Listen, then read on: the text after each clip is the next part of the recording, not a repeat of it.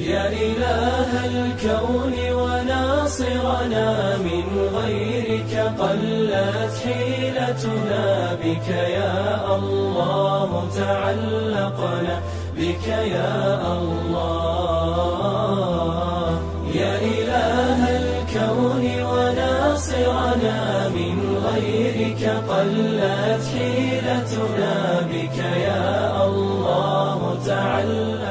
Assalamu alaikum wa rahmatullahi ta'ala wa barakatuh. Mes chers frères et sœurs, nous sommes déjà vers la fin du mois de Ramadan et qu'Allah accepte votre jeûne et efface tous vos péchés, Inch'Allah.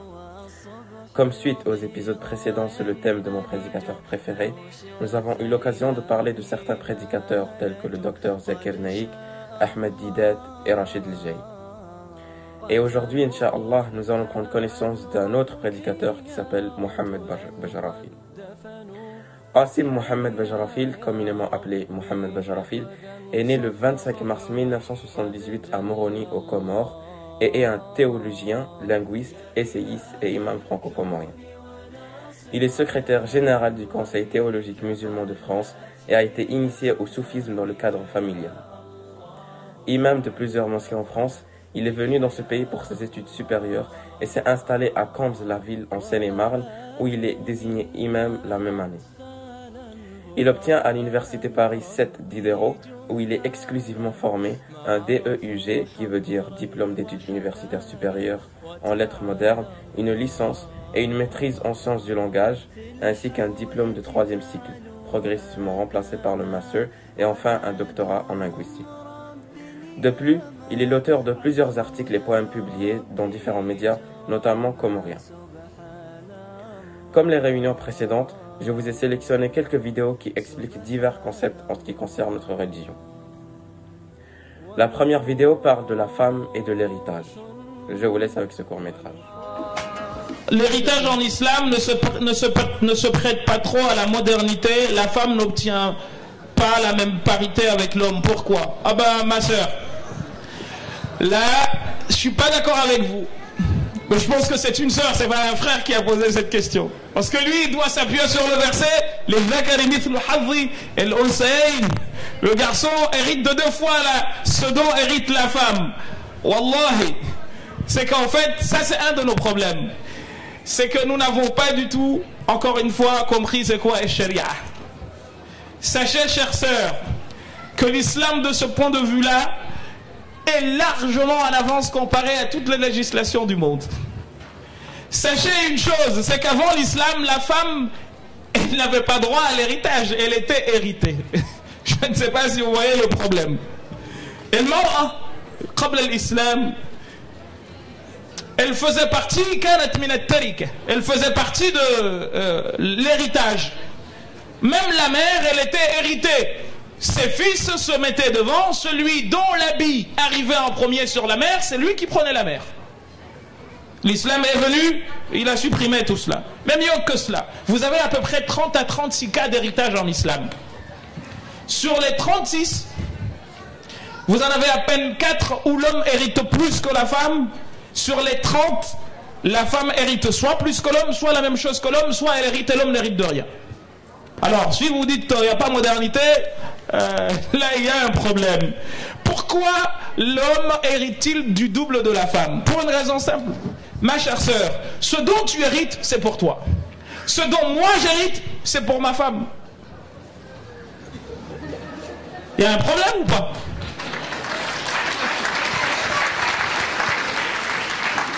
Est-ce que vous m'avez compris? Ce dont j'hérite, c'est pour ma femme. Ce dont elle hérite, c'est pour elle. Ya salam. Le prophète sallam, il y avait un compagnon qui s'appelait Abu Sufyan. Sa femme s'appelait Hind. Et Abu Sufyan était Picsou. Hind a été voir le prophète sallam et dit Ya Rasulallah, Inna Aba Sufyan rajulun shahihun la yu'atini ma yakfini ana waladi. Abu Sufyan est un Picsou. Il ne me donne rien qui satisfasse à mes besoins, à moi ainsi que mon enfant. Que fais-je? Le prophète sallam lui a dit, va, prends dans sa fortune ce qui va te satisfaire à tes besoins ainsi qu'à ceux de ton enfant. L'inverse est faux.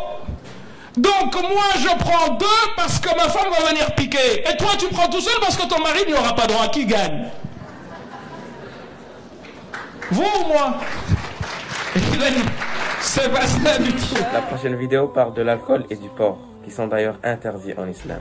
Et Dieu nous dit dans le Coran que, par exemple, au sujet de l'alcool, vous avez des avantages et des inconvénients, mais les inconvénients sont plus nombreux que les avantages, et pour cette raison, l'alcool vous a été interdit. Et d'ailleurs, la pédagogie du Coran a été telle que les Arabes étaient des gens qui buvaient beaucoup. Et quand on a commencé l'interdiction, on ne l'a pas dite d'un coup. Non, il y a eu des étapes pour habituer, préparer les gens justement à cela. Et au départ, on leur a dit « La taqrabu as-salata wa antum sukara » ne vous approchez pas de la prière en étant sous. Ensuite, alors, on a dit « Non, éloignez-vous-en ». Et d'ailleurs, il est dit qu'on a fait couler, l'alcool coulait à flot dans les rues de Médine comme des rivières, tellement ils étaient accros à l'alcool. Donc, on n'interdit pas quelque chose comme cela, c'est quand les avantages sont moins nombreux que les inconvénients. Et vous savez, dans le Coran, au risque de vous surprendre, vous savez, le Coran est fait de 6235 versets, ou 36. Les versets qui vous parlent de faire ou ne pas faire, donc dans lesquels il y a les versets de l'interdit, vous savez, il y en a combien? 200. C'est 3% du Coran. Le reste du Coran vous parle de quoi? Quelqu'un posait la question tout à l'heure, makarim al-akhlaq, c'est-à-dire la noblesse de caractère. Et le prophète de l'islam dit, innama bu'ithu, je n'ai été envoyé que pour parfaire les bonnes conduites. C'est tout, la noblesse de caractère. Donc le musulman, quelqu'un posait la question tout à l'heure, c'est qui le musulman le meilleur? Ou c'est quoi le meilleur des islams? Le prophète, on lui a demandé, un compagnon qui s'appelait Abu Musa al-Ash'ari, il lui a dit, Ya Rasulallah, akhbirni an ayy al-mu'minin afdal, donne-moi le meilleur des musulmans. Vous savez quelle définition il a donnée? Man salima an-nas min lisanihi wa min yadihi. C'est celui dont les gens sont en paix avec la main et la langue.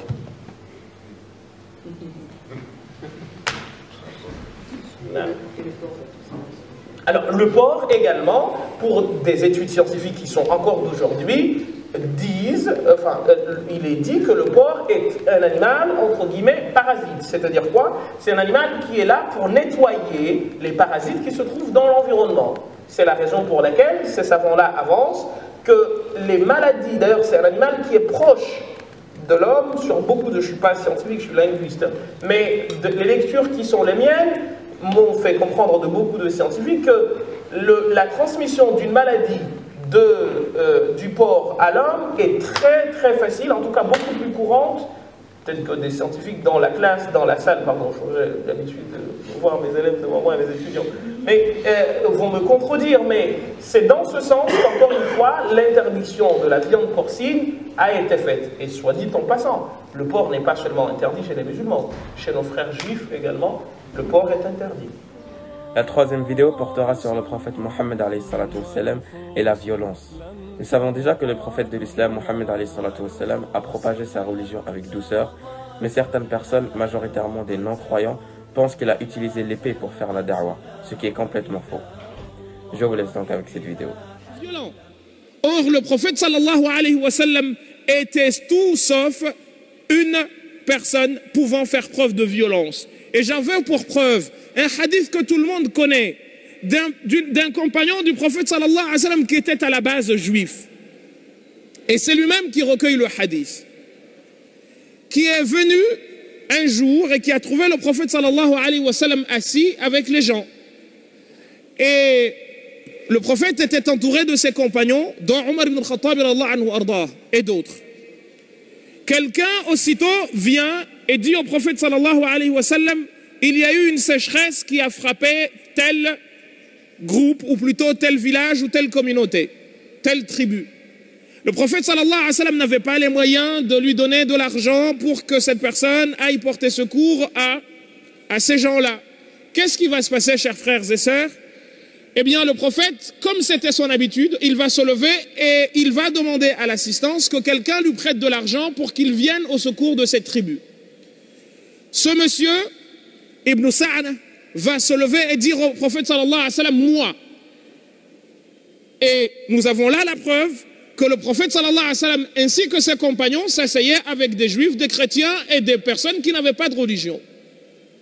Le prophète se met d'accord avec lui, il lui donne l'argent et ils se mettent d'accord sur une période donnée. La personne revient selon les versions 2 ou 3 jours avant l'expiration de l'échéance. Il trouve le prophète assis dans quasiment une assemblée semblable à celle dans laquelle il était lorsqu'il a contracté le prêt. Le prophète sallallahu alayhi wa sallam, la personne se met aussitôt à le vilipender, à l'insulter, lui ainsi que sa tribu, en disant aux gens, mais finalement, vous, les Quraysh, vous n'êtes qu'une bande de personnes, de voleurs, etc. C'est le prophète sallallahu alayhi wa sallam, assis avec ses compagnons, dont Omar ibn Khattab, dont Abdurrahman ibn Aouf. Et lui-même, il va dire, j'ai vu les yeux d'Omar, j'ai vu les yeux d'Omar tourner comme une satellite ou un satellite, pardon, ou une planète tourne dans son orbite. Et Omar de lui dire, est-ce que tu te rends compte, ô toi qui fais cela, que ta mère te perde? Le prophète sallallahu alayhi wa sallam lui dit, la na'am. Oui, non.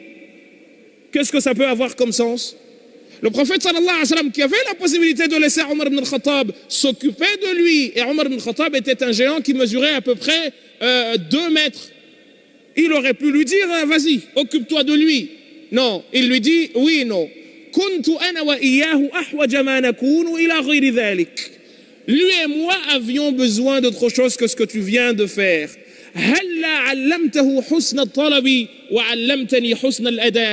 Et si tu m'apprenais à mieux rendre et tu lui apprenais à lui à mieux demander. Et le prophète sallallahu alayhi wa sallam ne s'arrête pas là. Il lui dit, c'est pas seulement une question de tu parles, non. Idhab, va avec lui, rends-lui son argent et rajoute-lui wazid alayhi 20 asa sa'an afwan min tamr.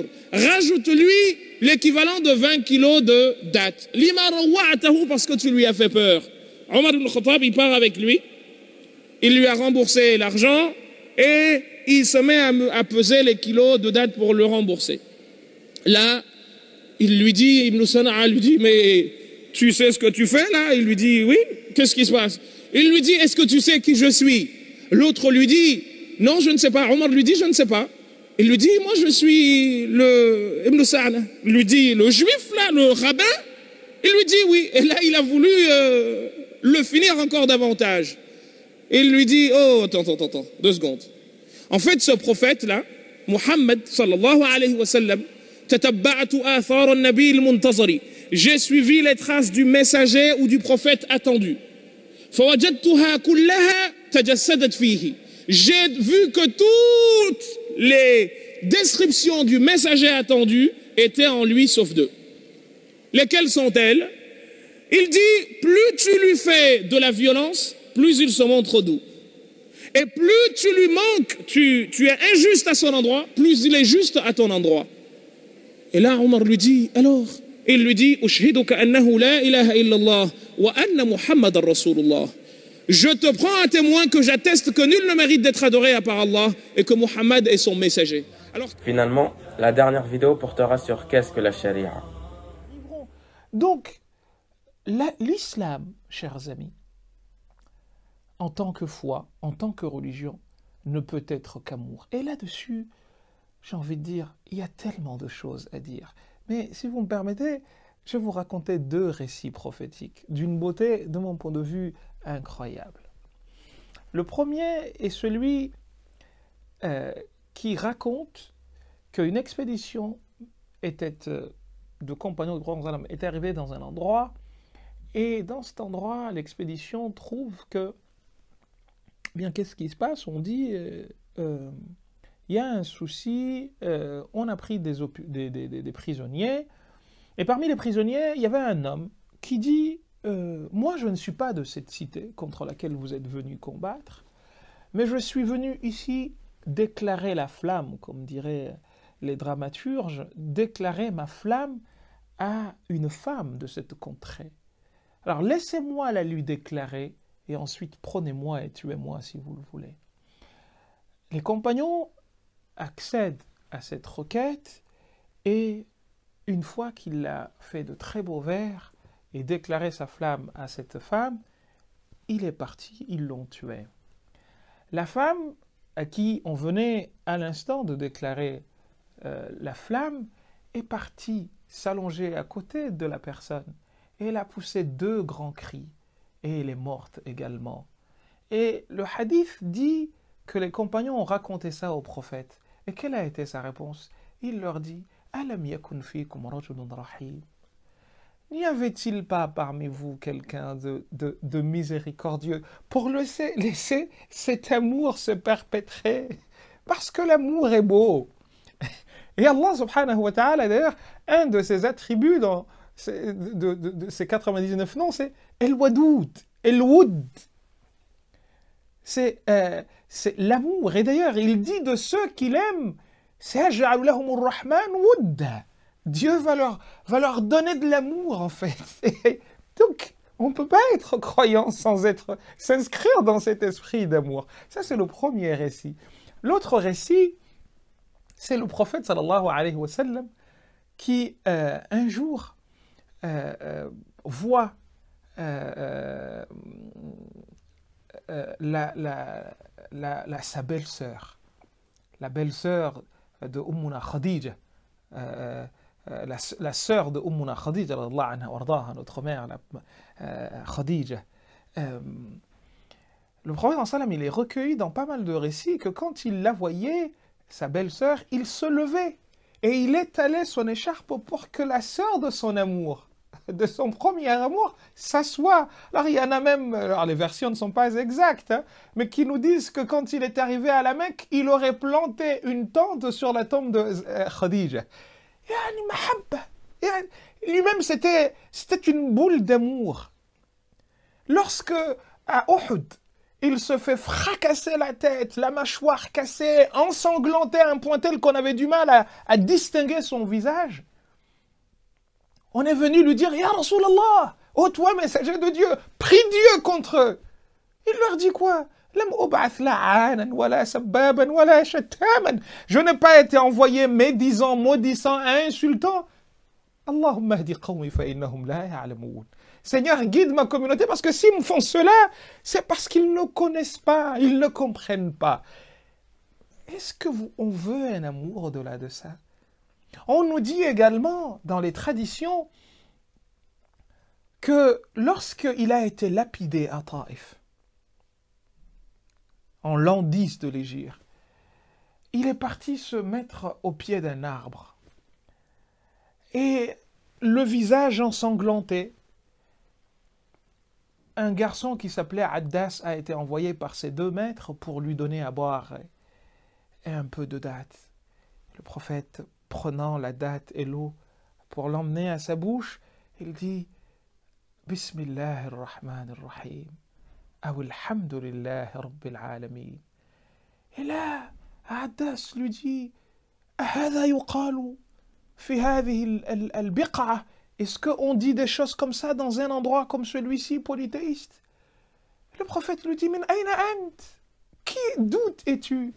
Et il lui dit « Ana Addas wa min Nainawa » de Nainawa, une petite ville en Irak. Mes chers frères et sœurs, c'était un grand plaisir d'avoir été avec vous durant ce mois sacré de Ramadan et qu'Allah vous préserve et pardonne vos péchés passés et vous récompense le paradis, Inch'Allah. D'ailleurs, avant de terminer, j'aimerais bien vous remercier de m'avoir suivi tout au long de ce mois sacré et j'aimerais bien remercier aussi les organisateurs de Masjid ICQ pour cette belle initiative qui a été dédiée aux jeunes de notre génération.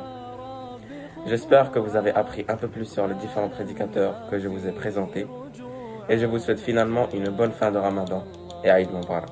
Assalamu alaikum wa rahmatullahi ta'ala wa barakatuh.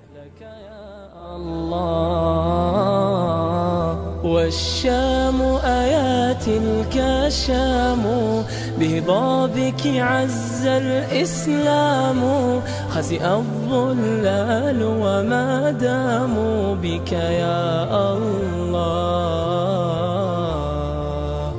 بك يا الله